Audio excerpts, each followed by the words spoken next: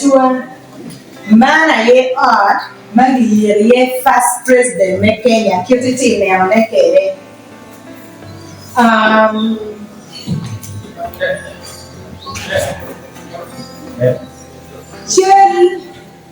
Chel la buo me nero ene, nyoni ero bedo terra meluo.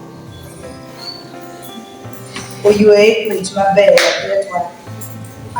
Pen now, I'll tell you style. Pepper, he on no more than pen now. Kawi kan, the choir marani, freedom has a price. Jaramogi, Oginga, Odinga. Freedom has a price. So, man any one of the Gimara, dear mother, made on your kind, peggy ye down a time, made on your kaka amy.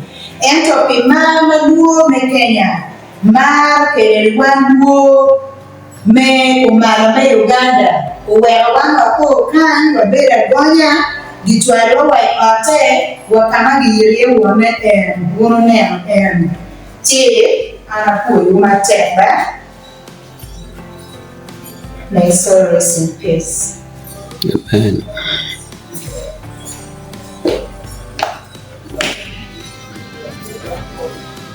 Kawa dugi te kai watieri chel mapat ne man enini chale ma ubirwate kiwele mapat neno Jaramogi Odinga greets Dalma Sotieno at French Embassy during the French Independence Day. Around them closely.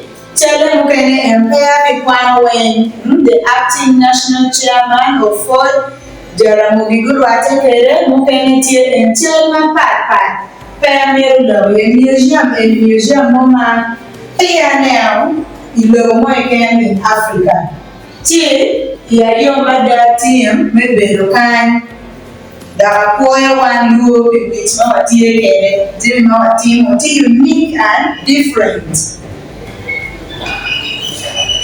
Aya you kind bene yemu kene tie chelma pat kawane Batie Jaramogi Odinga ma one Raila Odinga moto wa hiyo la woni ma berkarwate British ma papa muli pe now tell you see closely the name meno tell papa Vice President Jaramogi Odinga Nofuti Vice saluting the Navy on his trip to Vita Mbasa. In the period we are there, maybe Mario 1965. No, I have a period. No, man, I put the baby. Tell them what we have now. See, man, in history, man, no, not at that. See, amateur, double wing, which are you do doing your wing,